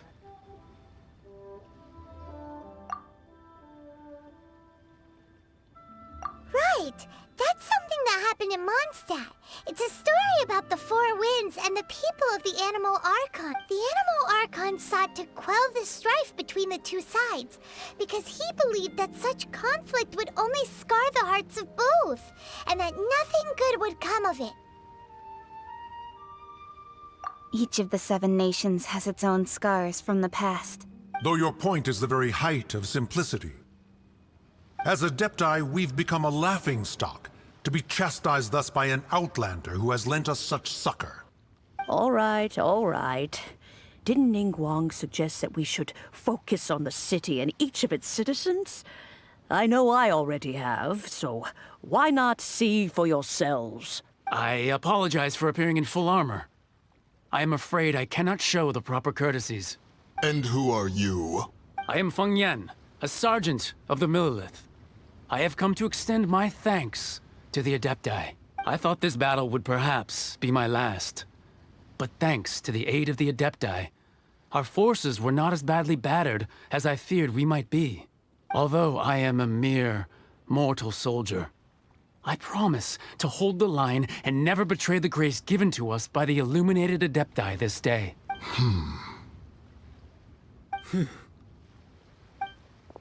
Huh? Why does everyone look so down? Didn't we just beat that big monster? Weren't you frightened, dear? It was quite the predicament. I wasn't afraid. All the strong Millelith guards were there, and those powerful heroes with their visions were there. Everyone was there. When danger is near, everyone always protects me. And the rest of the time, they make fun toys and tasty snacks and loads of things that make the harbor so pretty. Thanks for protecting Liyue Harbor. Please come visit us for the next lantern rite. Unfortunately, we wouldn't be able to participate. Huh? Because we are Adepti. Oh, okay. It must be hard being an Adeptus. Aww. You see, this is what Liyue is like today. The country of contracts is grateful to the Adepti for their protection. But it is no longer necessary for the city to rely on the Adepti's power to solve every little niggling matter. Although their blood is weak, there is still strength to be found in those we call mortals. The time of contracts between gods and Liyue has long since passed. Now is the time of contracts between Liyue and its people. Seeing the port around us now, it is hard not to feel a bit out of place. Wouldn't you say so, Cloud Retainer? Your line of inquiry is askew. One did not spearhead this expedition to Liyue Harbor. Seems like the Adepti have had a change of heart.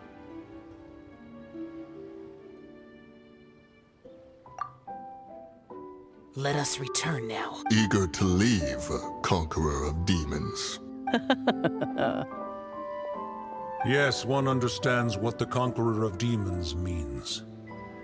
The city of Liyue has changed much after our long separation. One fears that by the time one finally grasps the new contracts of Liyue, you humans would have once again changed the place beyond recognition.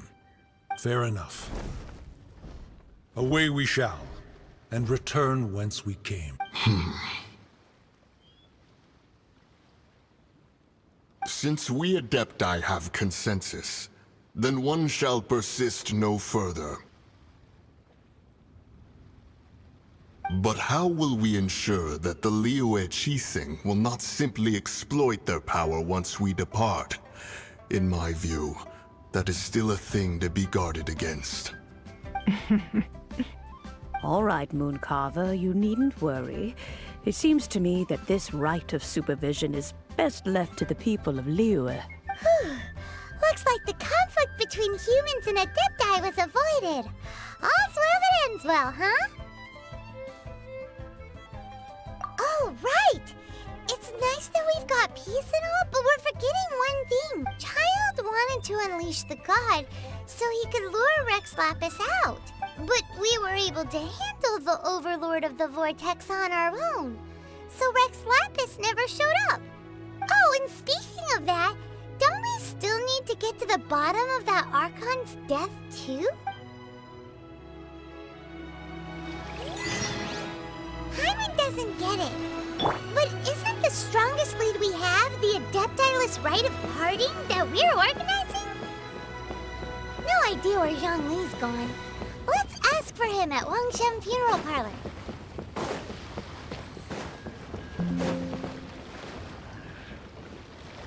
My life take a turn.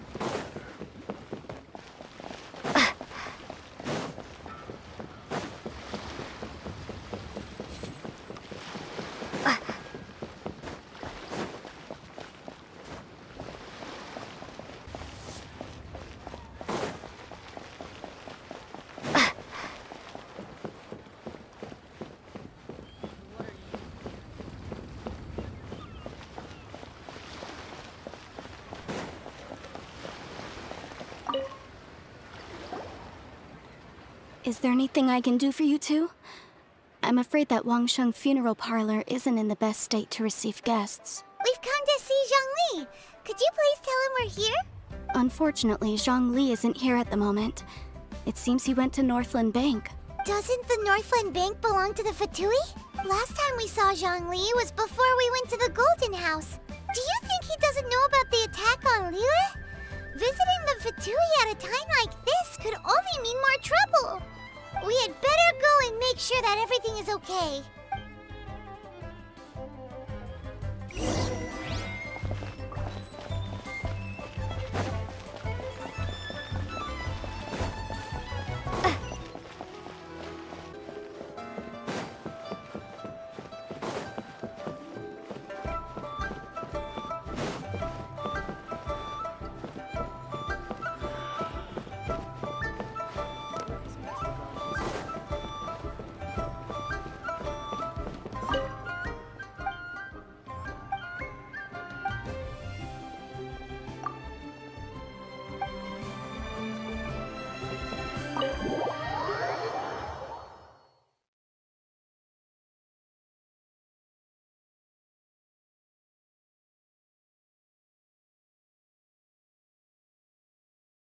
You call this cooperation between Harbingers?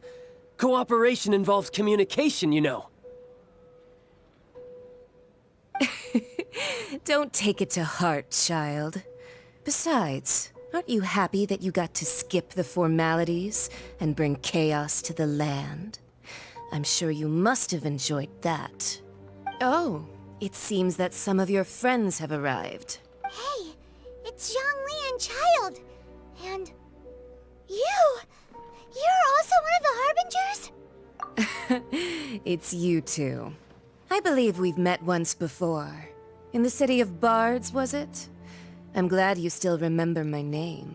Ah, right.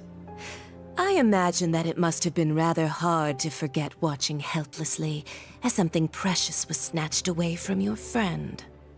No, don't let her get to you! You've yet to gather the powers of all 7 elements, and our last battle at the Golden House was almost more than you could handle. So it might be best to keep things peaceful this time, seeing that 2 of the Harbingers are here. Well, if it isn't you two. This is our first time seeing each other since Liyue was nearly wiped off the map. This is certainly a bit awkward, wouldn't you say? Paimon knew that we should never have trusted a Fatui Harbinger. Oh, now don't say that. Sure, I may have misled you, but I never had anything against you personally. Besides, I thought we were getting along quite well together, didn't you? Except for that little tussle we had at the end. Nothing personal. We just have different views, that's all. Of course, you may very well hold this against me, but that's up to you. The real deceivers here are Senora and Zhongli. Curse them for leading me on. So actually, I think... Stop wasting time, child. There'll be plenty of time to chat once I'm through here. You remember the agreement, Morax. Now, if you would be so kind. The Gnosis, please. What in the world are you talking about? The contract is fulfilled. That which thou seeketh is now bestowed unto thee. For my promise is solid as stone.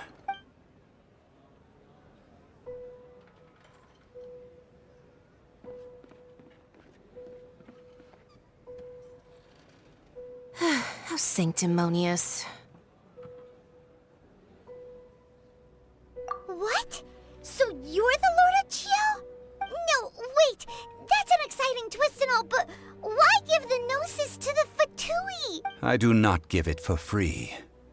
I give it as agreed upon in the contract, for it is a matter solely between the Tsaritsa and I.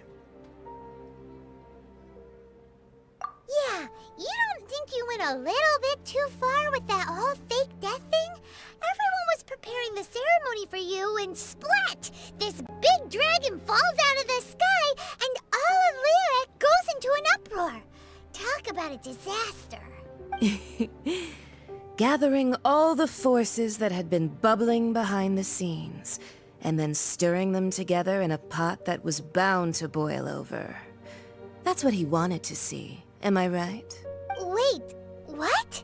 Perhaps it's best that I explain. As you know, I've dwelt upon this world for more than 6,000 years. It is now 3,700 years ago that I founded Liyue, together with the Adepti. Even boulders that can withstand whirlpools will erode with the passing of time.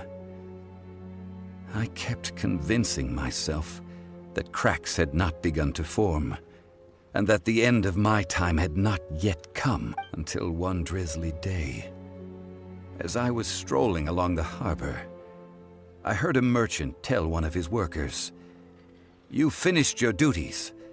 Go ahead and call it a day." I stood motionless among the crowds, asking myself, have I already finished my duties? Oh, Zhongli. But as I began to consider relinquishing my divine role, I soon discovered that many reasons still remained to not hastily depart. Was Liyue, the city I had dwelt in for so long, already prepared to enter its next age? I decided that a test was needed in order to reveal the answer. So I feigned my own death, and gathered the cast of Child, the Adepti, and the Liyue Qixing to play their roles together on the stage that was Liyue.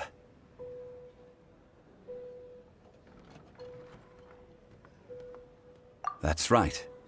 Which is why I continued to safeguard the Gnosis until now. So you mean that if the chaos ever reached the point of no return, you would simply appear and use your divine powers to bring Liyue back under control? Of course. And it would have been all too easy for him, too. Just as a child quickly matures after losing their parents, so has Liyue matured when faced with the death of its deity. In the end, the resolution to all that has transpired was even more satisfactory than I could have hoped for. Take the Adepti, for instance. Owing to their years of seclusion, they were the least informed. Yet when faced with a crisis, they commendably showed the greatest amount of restraint possible. Not only did they manage to cooperate with the Qixing, but in the end, they even made efforts to understand the hearts of the people. Credit is also due to Signora, the emissary dispatched by the Cryo-Archon to fulfill our contract. At my request, she kept everything she knew in strict confidence. This despite the eavesdropping ears of her colleague, Child. This meant I could remain as Zhongli, even having the chance to fulfill the age-old traditions of Liyue in this mortal form. Thank you for joining me on this journey, Traveler. All of these things turned out as I had planned. There is only one thing that I had not anticipated, and that was the conduct of the Liyue Qixing. I had expected them to do no more than the Adepti, to come to the defense of Liyue. But when all was said and done, they seized the opportunity to supplant Liyue as divine protectors, and used the subsequent power vacuum left by my death to quickly gain complete control of Liyue. Huh? That doesn't sound good at all. On the contrary, I think it is excellent. I had always feared that it was too soon for them to take over from me. And it was also that which I longed for the most. As such, this is the best parting gift anyone could have given this god of old. Hey, what about me? Doesn't anyone feel the least bit of remorse for deceiving me? You've practically kept me in the dark. I think that thanks would be more appropriate. You certainly played no small part in all of this, wreaking havoc and turning the city upside down. The Lord of Geo ought to thank you for your performance, if anything. If you hadn't created the pressure of a battle between mortals, Adepti, and a god, the lump of coal resting in the hands of the Geo-Archon, Liyue would never have been able to become a dazzling diamond of a city. Huh? Just whose side are you on, mocking me like that? Are you itching for a fight?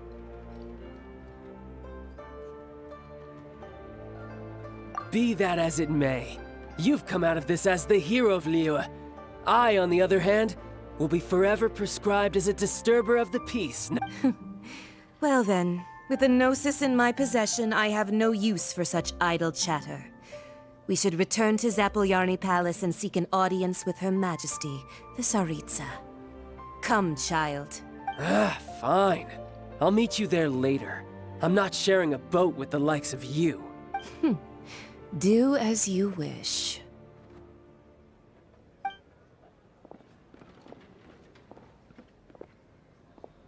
Now then, is there anything else you wish to ask me?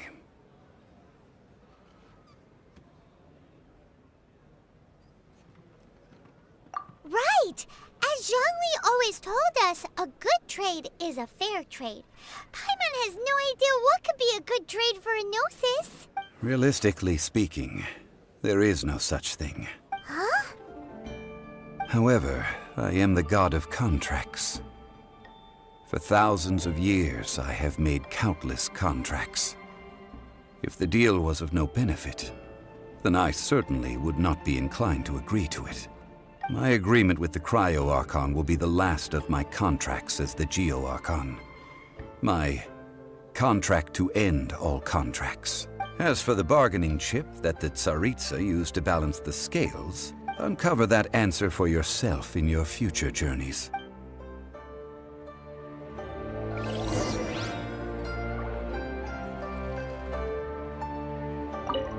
Paimon can't absorb so much information at once. So Zhongli, what sort of contract did you sign with the Cryo-Archon? Paimon's so curious. One of the clauses of our contract was not to divulge any of its contents. Ugh, you're so petty.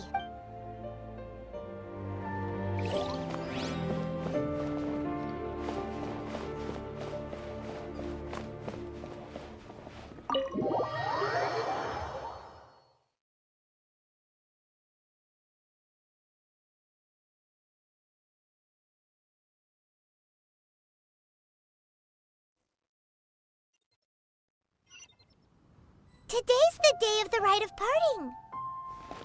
Although the star of the show is fake, we've spent so much time trying to organize it, it would be a real shame not to go there now.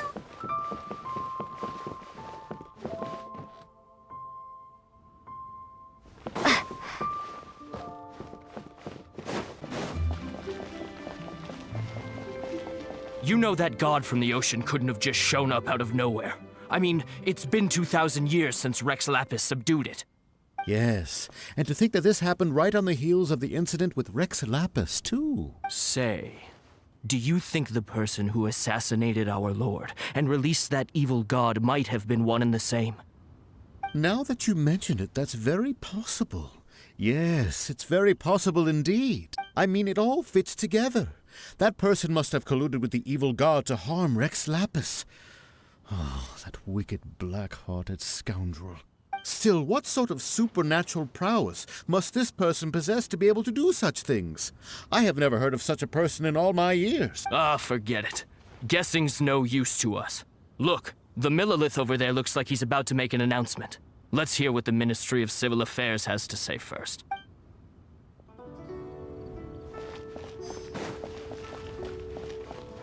Oh, well, since we're going through with this rite of parting, I guess it means that those rumors hit the nail on the head.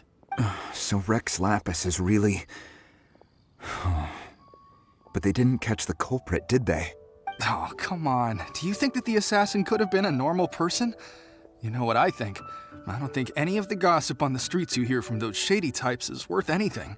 There's only one real possibility in my mind. I've heard that the assassin was that Fatui fellow. Youngish, pretty high in rank.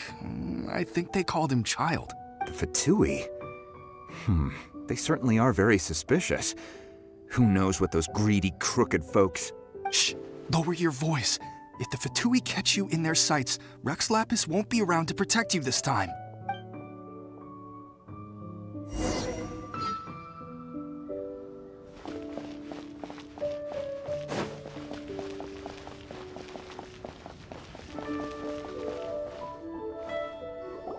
Hear ye all!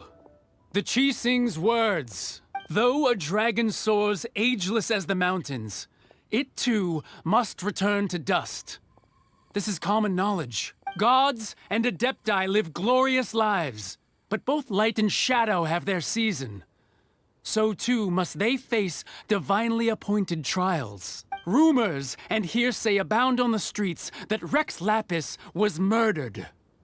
Now, let the truth be revealed. Having been thwarted in his trial, Rex Lapis's soul has recouped the celestial heights.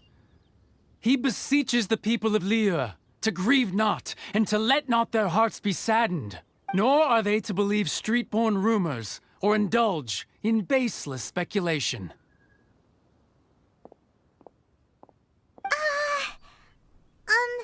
Paimon needs a translation on what the Qixing's announcement said.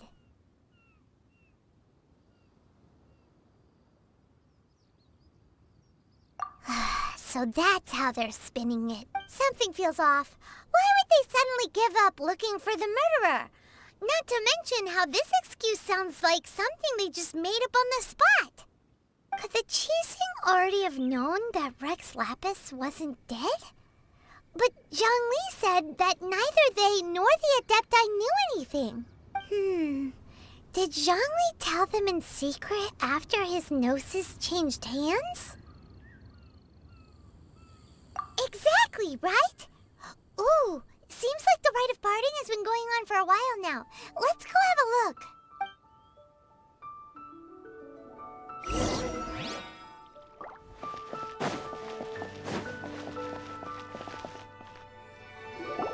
Look, it's Ningguang and Keqing.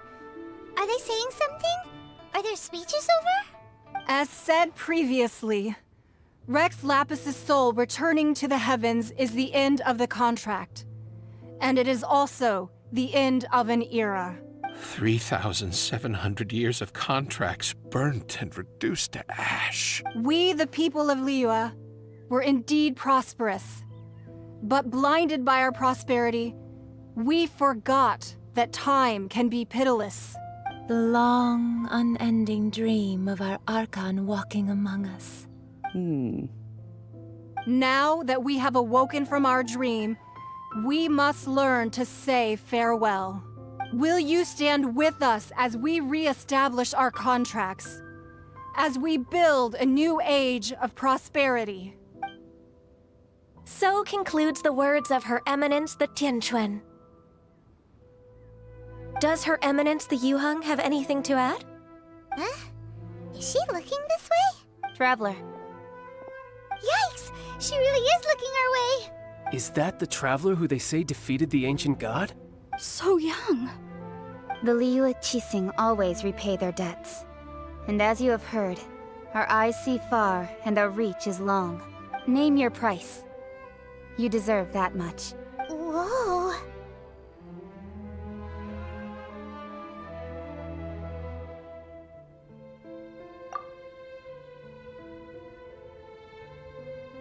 Well, could you help me put up some missing person posters?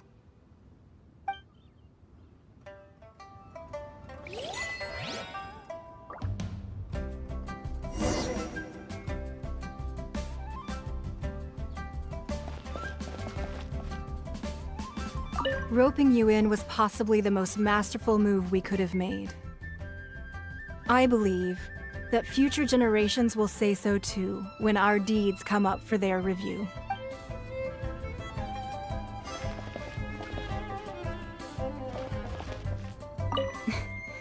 Why, you. Were you just trying to look cool earlier, or are you really that selfless? If you were looking for someone, you could have just told me that in private.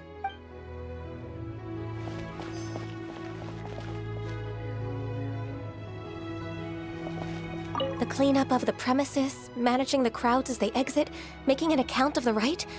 There's much that remains to be done. I didn't miss anything, did I?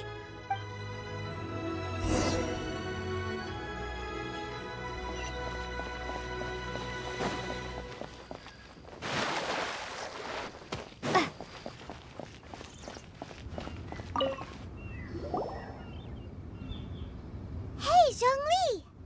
Look at this. Everyone in Liyue is caught up in their emotions, thinking that they'll never see Rex Lapis again. And here you are looking all relaxed. Why would I not feel more at ease after laying down the burden I have borne for 3,700 years? Right. If the two of you can spare the time, I should treat you to a meal at the Liyue kiosk. Ha! That sounds like big talk, Zhongli. Paimon might have believed you if you were treating us to some third-round knockout, but you'd have to pay out your nose just to stand inside Liyue kiosk. Are you sure you can afford it? You're right. I do lack the Mora. But why would Morax lack Mora? As the Rex Lapis Morax, I can easily create Mora. But since I have chosen to walk this earth as the mortal Zhongli, I should abide by the same rules that mortals do. When I was journeying with you, though I still had the Gnosis in hand, I knew that I must soon retire from my role as an Archon. So I had to rehearse a little for my new life. Oh, no wonder. Paimon gets it now. You didn't look at the price tags when we were spending because you've never had to. But since you weren't used to not being able to just make more Mora as and when you wanted to, you had to try becoming a parasite to society who lives off of other people's credit. Well, we were only spending Fatui money. You don't have to say it like that. In the City of Commerce, we do not merely exchange money or goods. We also exchange knowledge, memories, and foresight. as well as positions, roles, and lives. The Archon Morax could never experience life as the true mortal Zhongli could, no matter how many times he descended to be with his people. I must thank you for that. I will treasure the memories that I made as Zhongli, traveling the streets of Liyue with you. That is true. But there is no journey that does not end. No meetings without partings. Paimon thinks that we should make a move and continue our search for the Seven. I fear that continuing your journey may be difficult. The nation that neighbors Liyue by sea, Inazuma, is presently closed. Yes, the nation has been closed by order of its deity, the Electro-Archon Ball. And just as the people of Liyue preferred to call me Rex Lapis, she too goes by another name among locals in Inazuma. Paimon thinks we've heard that one before. Raiden? That is the case. And since Raiden is also the Shogun of Inazuma, people call her the Raiden Shogun. That said, though people at the wharf were saying that the situation in Inazuma is very tense, Paimon doesn't remember that always being the case. It wasn't that bad last year. Zhongli, since you're Rex Lapis, shouldn't you know something about what's happening there? Just how did Inazuma become a closed nation? It's because of visions. Visions? When faced with circumstances beyond their control, humans often bemoan their lack of power. But if a person shows true strength of will at a desperate and fateful moment in their life, the gods will look upon them with favor. This is what visions are. Magical foci bestowed upon those who have been acknowledged by the gods. That's how people in Teyvat see it. But starting from last year, the Raiden Shogun began promulgating the Vision Hunt Decree. Vision Hunt Decree? Yes.